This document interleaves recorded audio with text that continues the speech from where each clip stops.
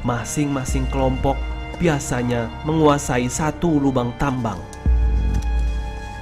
Gunung Halimun Salak ini mereka gali hingga kedalaman ratusan meter. Tempat istirahat pun didirikan. Nah, seperti inilah kondisi lubang yang menjadi tempat lalu lalang masuk dan keluar para penambang ilegal.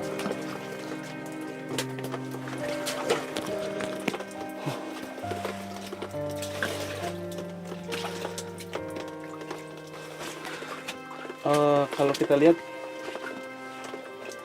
lubangnya cukup dalam, hampir 100 meter mungkin kalau kata pihak kepolisian. Bagi penambang liar yang sudah lama beroperasi, lubang tambang emas mereka lengkapi dengan rel kereta khusus.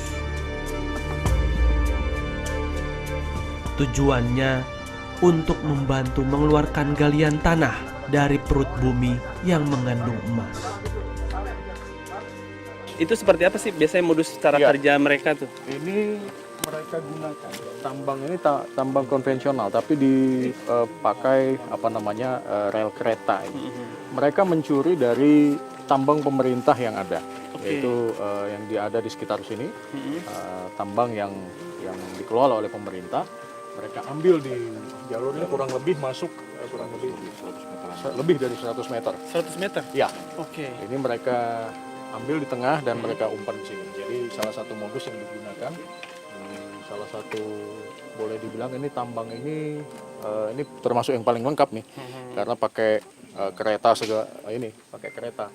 Diperkirakan ada berapa orang pelakunya? Kalau Para pekerja ini bisa sampai 10-20 orang, paling sedikit 10 orang.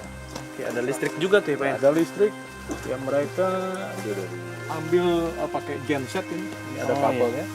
Gensetnya mereka sembunyikan di tengah-tengah semak-semak sana.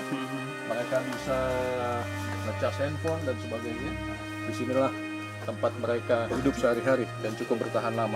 Ini 10-20 orang ini siap, karena lubang ini pun memerlukan pekerja yang cukup banyak, ya 100 kurang lebih 100 meter ke dalam ya. 100 orang. 100 orang yang bekerja di sini? Ya. Oke. Hasil pendataan Kementerian Lingkungan Hidup, ada 9 titik tambang emas liar. Masing-masing titik terdapat puluhan lubang tambang. Total lubang tambang dari 9 titik itu mencapai hampir 400 lubang. Hasil penelusuran tim Kementerian Lingkungan Hidup dan Kehutanan di wilayah Gunung Halimun Salak menemukan 1.000 lebih pondok dan 2.000 alat pembuat emas di sekitar lubang tambang.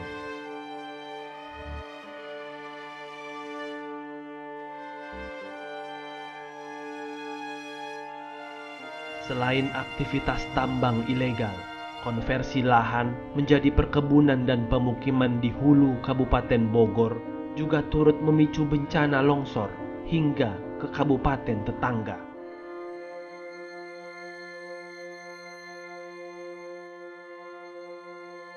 Kabupaten Lebak, Provinsi Banten ikut menjadi korban.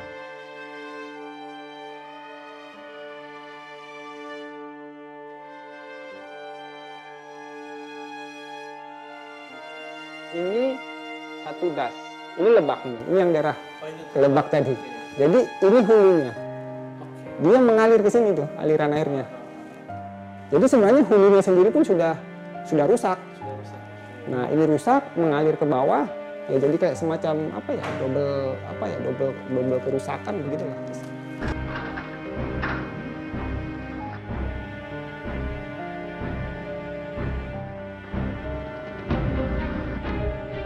Hasil penelusuran kami di Kecamatan Sukajaya, Kabupaten Bogor, 9 dari 11 desanya terkena longsor dan banjir bandang.